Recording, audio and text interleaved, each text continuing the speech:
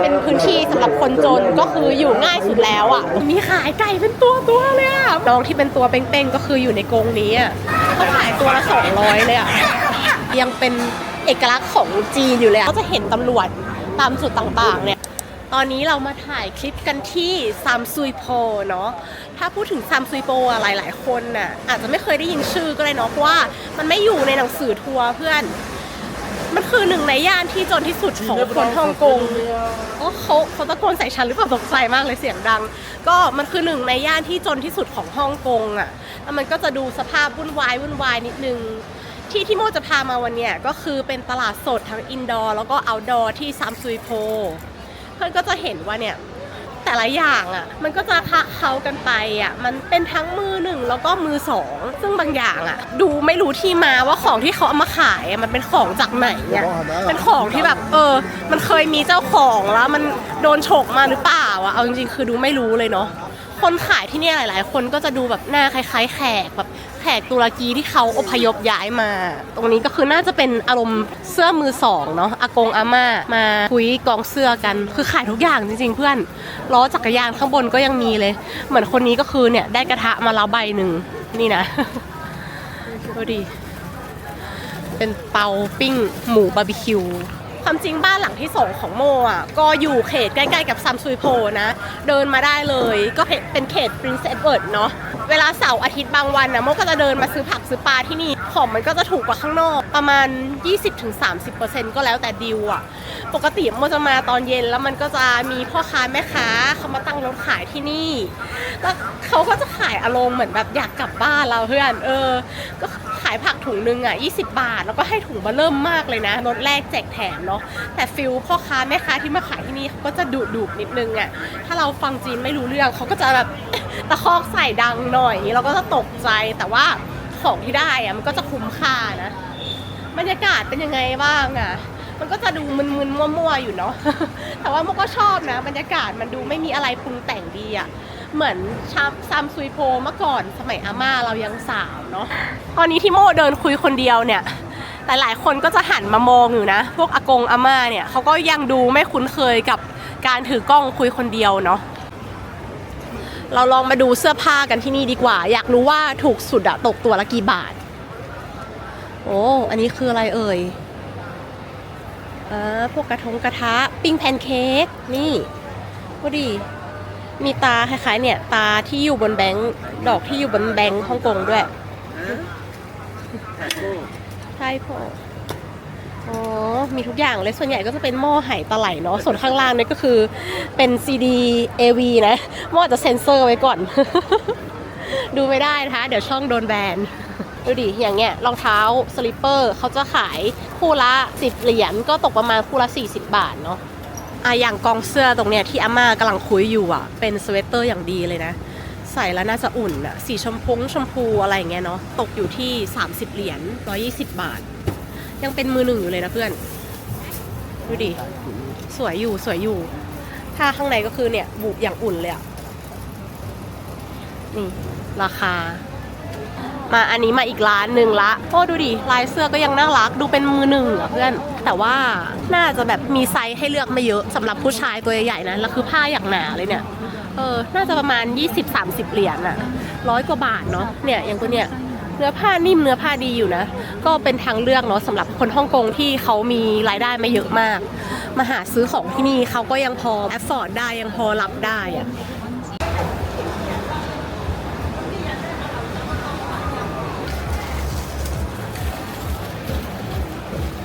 พวกถนนอย่างเงี้ยด้วยความที่แถวเนี้ยมันเป็นตลาดสดเนาะมันก็จะมีน้ำเจิ่งนองนิดนึงอ่ะเพื่อนต้องดูดีๆบางทีขากางเกงเราจะเปียกนะน้ำมันไม่ลงรูไม่ลงท่อเนาะ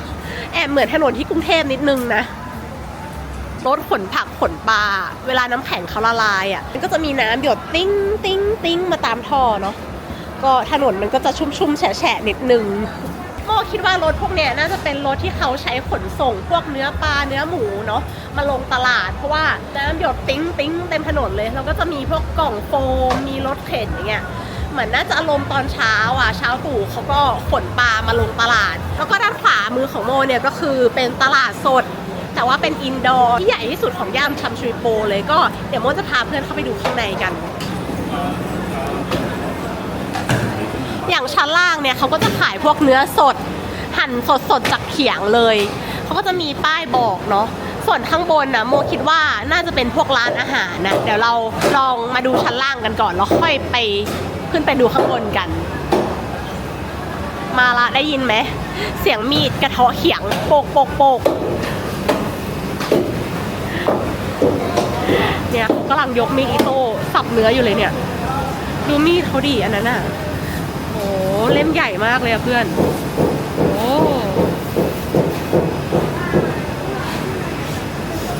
เนี่ยขาหมูเขาก็มาใส่เหล็กเสียบไว้โชว์ไว้อย่างนี้เนาะเผื่อใครเขาอยากจะซื้อโอ้โหน่าจะขายวันต่อวันเลยอะเนื้อที่เขาเอามาส่งที่ตลาดที่เนี่ยเนาะเพราะว่ามันยังดูสดมันยังดูแดงอยู่เลยอะดูดิเขาใช้ไม้แหลมๆนี่เกี่ยวแขวนเนื้อขึ้นไปอะอ๋อ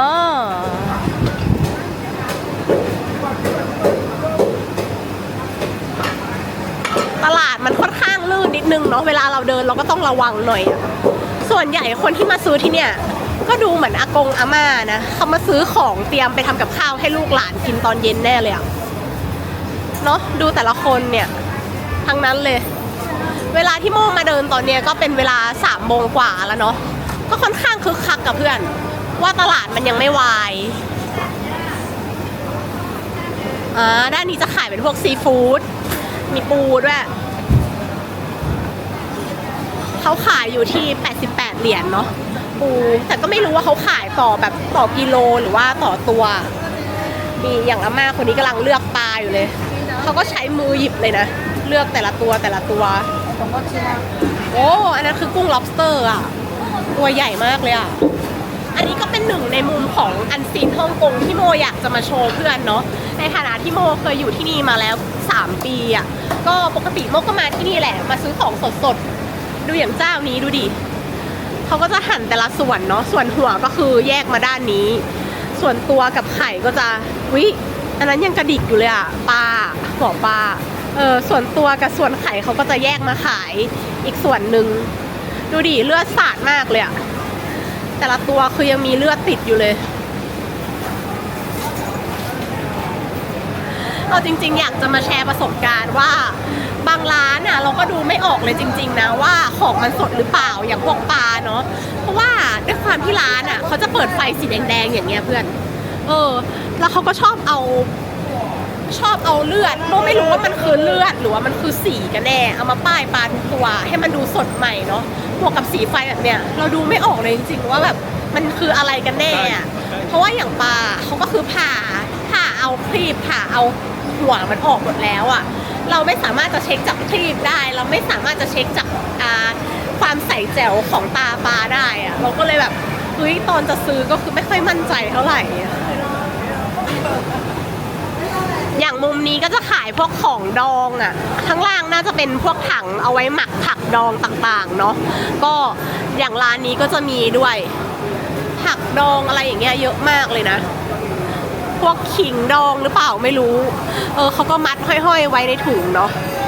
อันนี้ก็เป็นพวกเส้นบุกพวกวุ้นเส้น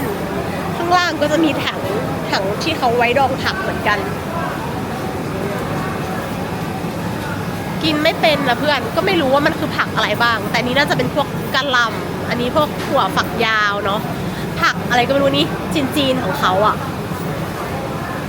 เหมือนบ้านเราไหมคล้ายๆกันอยู่เนาะเนี่ยมีถั่วงอกกับเลือดด้วยอย่างถ้าใครมาช้อปปิ้งที่ตลาดเขาก็จะมีรถอาม่าคู่ใจแบบนี้นะไว้ใส่ของใส่ผักใส่ปลาเพราะว่าคนที่นี่ส่วนใหญ่เขาก็จะไม่ค่อยมีรถขับกันมาเนาะเขาก็จะต้องพึ่งรถสาธารณะแล้วเวลาหิ้วกระเตงอย่างเงี้ยน้ำมันก็จะหยดมันก็จะหนักเนี่ยถ้าเรามีรถอาม่าก็จะสะดวกขึ้นมาหน่อยเนาะดูดิคิดมากเลยแต่หลายคนมาแม่บ้านเนี่ยมีกันหมดนะตอนนี้การจราจรคับข้างมากเลยจ้าคนแน่นมากเลยอ่ะเจ้าเนี่ยไม่รู้ว่าเขามีอะไรเนาะถึงคิดขนาดนี้ดูดิเราต้องทำตัวเล็กๆนะคะถึงจะผ่านช่องนี้ไปได้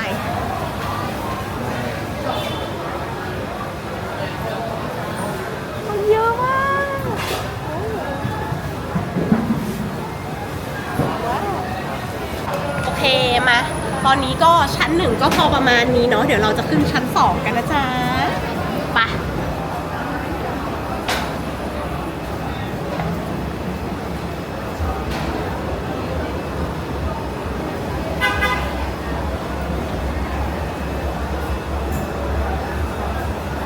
โมพาทัวร์ชั้นหนึ่งแล้วเพื่อนรู้สึกยังไงบ้างอะมันดูวุ่นวายไหมหรือว่ามันคล้ายๆกับตลาดที่บ้านเรา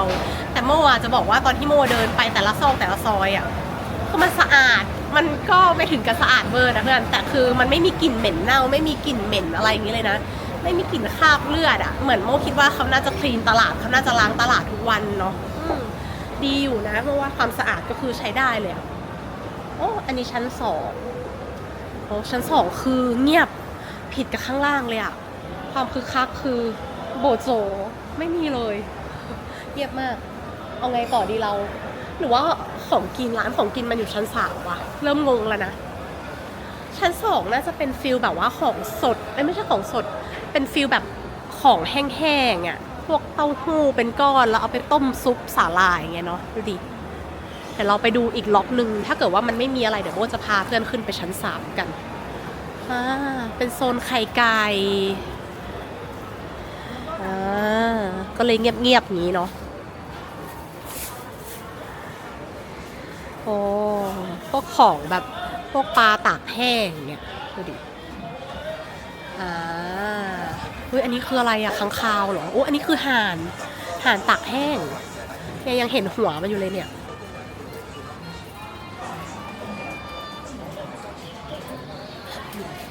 อย่างราคาค่าผักก็ไม่ได้แพงมากนะอย่างในถังโฟมถังเนี่ยก็คือ10 เหรียญเอง10 เหรียญก็40 บาทอะแต่โมไม่รู้ว่าเขาจะให้เยอะแค่ไหนเนาะ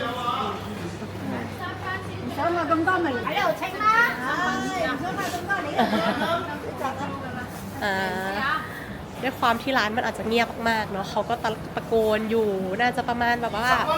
เนี่ย20 บาท20 บาทมาซื้อร้านผมสิอย่างนี้20 บาท20 บาท Can you speak Thai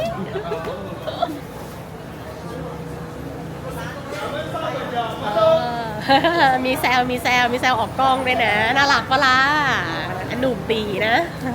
ส่วนด้านนู้นก็คือมีขายไก่เป็นตัวเลยอะโมเพิ่งเคยเห็นโอ้นี่กระตากอยู่ในกรงอะอุ้ยเป็น20 กว่าตัวเนอะเพื่อน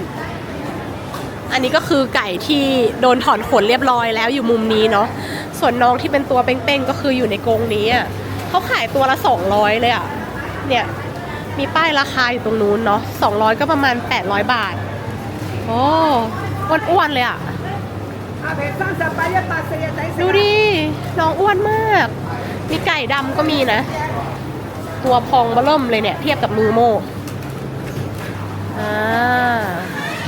ด้านบนก็คือขายพวกไก่พวกไข่อย่างนี้หลายร้านเลยที่ยังขายไก่เป็นมีชีวิตอยู่อ่ะอย่างในนี้ก็คือยังมีชีวิตอยู่แออัดมากเลยแต่กรงนี้เต็มไปหมดเลยดูดิกี่หัววะน่ะโอ้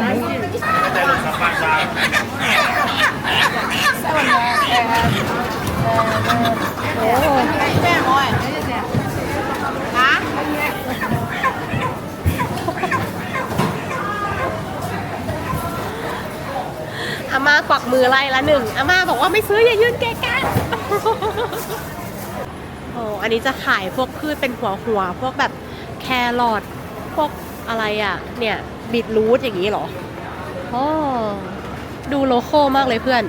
คือขี้ดินขี้โคลนมันยังติดอยู่ตรงหัวอยู่เลยอ่ะโอ้เขามีก๊อกน้ำให้ล้างมือด้วยนะถ้าเกิดว่าใครล้างจับไก่เลือกกุ้งเสร็จแล้วก็คือมาล้างมือตรงนี้ได้ด้วยอ่ะเฮ้ยรสมากเลยอ่ะมีที่เป่ามือด้วยจ้าแต่ว่าเหมือนจะเสียชั้น2น่าจะอารมณ์ประมาณแค่นี้แหละเดี๋ยวเราจะไปหาทางขึ้นชั้น3กันต่อเนาะวันนี้เราก็ขึ้นกันมาถึงชั้น3แล้วนะข้างในจะเป็นอารมณ์แบบฟู้ดคอร์ทโบราณนะเพื่อนเนี่ยดูดิดูโต๊ะของเขาดิยังเป็นเอกลักษณ์ของจีนอยู่เลยอะสไตล์จีนเนาะส่วนใหญ่ก็โม่เข้ามาก็จะสั่งเป็นพวกขนมปังกับน้ำพวกมิลทีอะแก้วหนึ่ง ว่าสั่งอื่นก็สั่งไม่เป็นเนาะ วันนี้ก็จะพาเพื่อนมาดูบรรยากาศก็จะประมาณนี้ส่วนใหญ่ก็คือเป็นอากงอ่ะมานัดคุยกับเพื่อนก็ตอนนี้ก็คิดว่าเขาน่าจะไม่ขายอะไรแล้วเนาะน่าจะหมดรอบของเขาแล้วอะร้านแต่ละร้านก็คือเริ่มทยอยปิดแล้วอะเดี๋ยวตอนนี้จะพาเข้ามาดูห้องน้ำในตลาดสดเนาะว่าเป็นยังไงบ้างมันสะอาดหรือเปล่าพอเข้าได้ไหมเหมือนจะเป็นมุมลับๆอยู่ตรงนี้นะแต่ว่าแสงสว่างอะไรเงี้ยก็ดูโอเคอยู่นะคือแบบไม่มีน้ำเจิ่งเนาะเดี๋ยวเราเข้าไปดูกันห้องไหนที่เราจะเข้าได้บ้างวะตรงนี้ก็ได้ข้างในก็จะเป็นแบบนี้นะ มีสเปรย์แอลกอฮอล์ให้แล้วก็ยังมีทิชชู่ให้อยู่นะจ๊ะเฮ้ยใช้ได้นะเพื่อนสะอาดมากเลยดูดิเอี่ยมมาก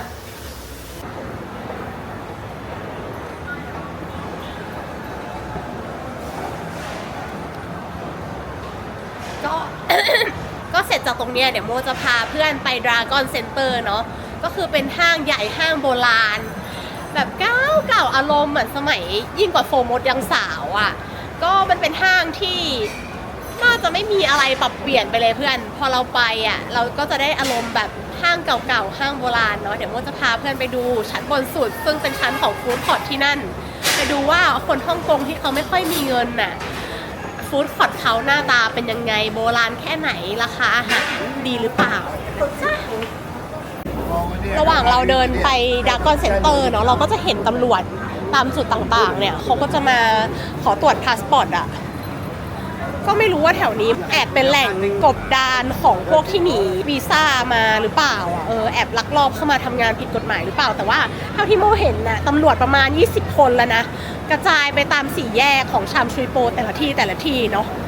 ระหว่างสองข้างทางเดินนะก็จะมีผักผลไม้สดเนาะเป็นผักโลคอลของที่นี่อ่ะขายเยอะมากเลย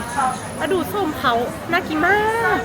ดูเขาจัดเรียงผลไม้ร้านเขาก็ขายข้างทางริมทางเดินอย่างนี้เลยแต่ก็ดูไม่ได้วุ่นวายอะไรยังดูสะอาดของที่ขายก็ยังอยู่ในพื้นที่เขตของร้านเขาอารมณ์มันก็แบบชิลๆดีเนาะ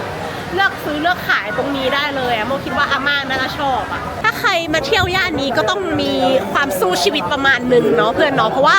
มันวุ่นวายมันเสียงดังมากๆเลยนะเหมือนทุกคนต่างแข่งแย่งทุกคนต่างต่อสู้กันอะ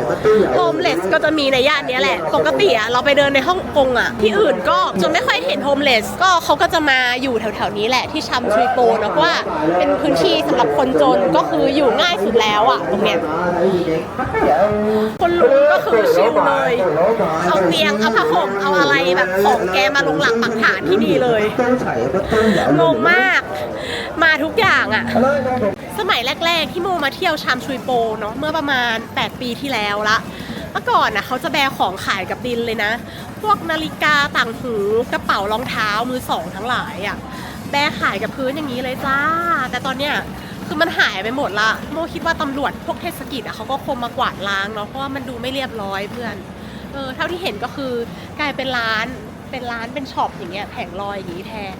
ก็มาว่าอย่างนี้ก็คือน่าจะจัดเก็บน่าจะดูแลให้มันดูมีความแบบดูมีความเป็นระเบียบมากกว่าเนาะ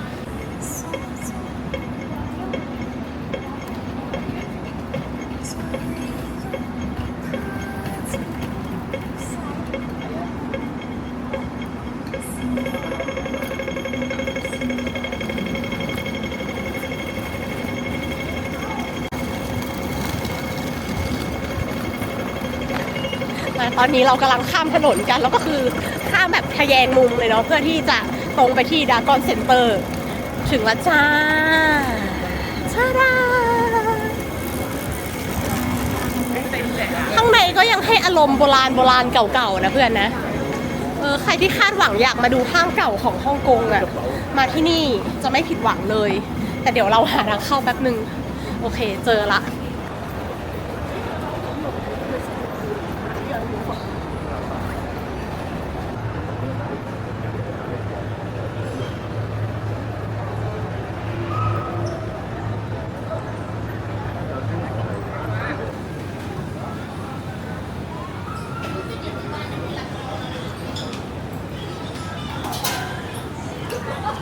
ศูนย์อาหารที่นี่เนาะมันก็จะออกแนวโบราณอยู่อะมีเป็นร้านเล็กๆแต่ละร้านแล้วคือหลายร้านนะเพื่อน มีประมาณคร่าวๆเท่าที่ดูคร่าวๆก็ประมาณเกือบ20 ล้านอ่ะเป็นเหมือนห้องเช่าเล็กๆเนาะก็อาหารที่ขายส่วนใหญ่ก็อาหารไทยก็มีนะอย่างร้านนี้ส่วนใหญ่ก็จะขายอาหารจีนบ้างอาหารที่คล้ายๆแบบของอาหารญี่ปุ่นบ้างเนี่ยเป็นพวกเนื้อผัดนี้เนาะเป็นสเต็กแล้วก็ราคาอาหารนะมกว่าถือว่าถูกกว่าทั่วไปนะตกอยู่ถูกสุดโมเห็นอยู่ที่ประมาณ26เหรียญก็ประมาณ100 บาทอย่างร้านเนี้ยก็จะเป็นร้านเด็ดของโมเลยโมมากินประจำสมัยอยู่ฮ่องกงนี่คือเมนูโปรดก็คือจะเป็นปลาผัดหม่าล่าเนาะเขาขาย70เหรียญก็74 28ก็เกือบ300 บาทแต่คือได้ทีก็จะได้เป็นเซตเนี่ยก็คือเลือกน้ำได้แล้วก็จะมีเครื่องให้ใส่พวกของทอดคนที่ทำก็คือจะเป็นอากงคนเดียวขายอยู่ในร้านเมื่อก่อนโมชอบมากแล้วคือแกทำอร่อยแบบรสชาติมันจัดจ้านอะร้านต่างๆอะที่เขาขายอะส่วนใหญ่อะเมนูมันก็จะแบบหลายเมนูมากเลยเพื่อนดูดิเขาแปะร้านนึงเนี่ยเป็น10 กว่าเมนูเนาะว่าอย่างร้านนี้ด้วยเนี่ยตาลายไปหมดกว่าจะเลือกได้แต่ละเมนูเพราะเขาบอกว่าคนฮ่องกงส่วนใหญ่อะเขาชอบมีตัวเลือกเยอะๆเพราะฉะนั้นร้านไหนที่ขายเยอะๆมันก็จะขายดีสุดท้ายอะร้านเขาก็เลยแห่ทำตามกันหมดเนาะก็เลยกลายเป็นว่าร้านแต่ละร้านอะขายหลายเมนูมากมันก็จะไม่มีเมนูซิกเนเจอร์สักอย่างอะอย่างอันนี้จ้าแกงกะหรี่ถูกสุด25เหรียญก็คือจะได้เหมือนเป็นมิลค์ทีมา1 แก้วด้วยซิกเนเจอร์ของฟู้ดคอร์ทที่นี่เพื่อนจะสังเกตได้จากโต๊ะอาหารโต๊ะยังมีความเชื่อมกับเก้าอี้อยู่เลยนะดูจากเหล็กข้างล่างเนี่ยก็คือเชื่อมติดกันเป็นโต๊ะหนึ่งอ่ะก็คือจะมีทั้งโต๊ะแล้วก็มีเก้าอี้เนาะแล้วดูที่นั่งดิคือเป็นที่นั่งที่แบบว่ารีบกินแล้วก็รีบย้ายออกอ่ะมันนั่งไม่สบายตูดนะเนี่ยดูดิสโลปมันแบบชันมากอ่ะ ลองสังเกตคนที่นั่งดูก็ได้อ่ะอันไหนที่เห็นชัดๆเนี่ยอย่างของคนเนี่ยดูดิคือมันนั่งได้แค่กินข้าวแป๊บเดียวเท่านั้นน่ะเรานั่งกันเป็นชั่วโมงนี่คือก้นชานะอย่างฟู้ดคอร์ทที่เนี่ยก็ถือว่าเป็นฟู้ดคอร์ทขนาดเล็กที่ยังมีความเป็นโลคอลอยู่ขนาดฟู้ดคอร์ทขนาดเล็กนะมีร้านไทย3 ร้านจ้าอย่างข้างหลังโมร้านเนี่ยก็คือร้านไทยนะมันอาหารไทยคนจีนชอบมากขนาดไหนอะคิดดูดิก็สำหรับวันนี้คลิปก็จะประมาณแค่นี้แหละได้อารมณ์ฟิลฮ่องกงอันซีนรู้ไหมเพราะว่าหลายๆคนน่ะเวลามาเที่ยวก็ไม่น่าจะมาเที่ยวที่แบบย่านที่จนที่สุดในฮ่องกงเนาะก็หวังว่าเพื่อนจะชอบนะแล้วก็คลิปหน้าจะพาไปที่ไหนเดี๋ยวลองดูกันอีกทีนะจ๊ะวันนี้ไปละเนี่ยเหมือนเป็นหวัดเสียงก็ไม่ค่อยมี โอเคบ๊ายบาย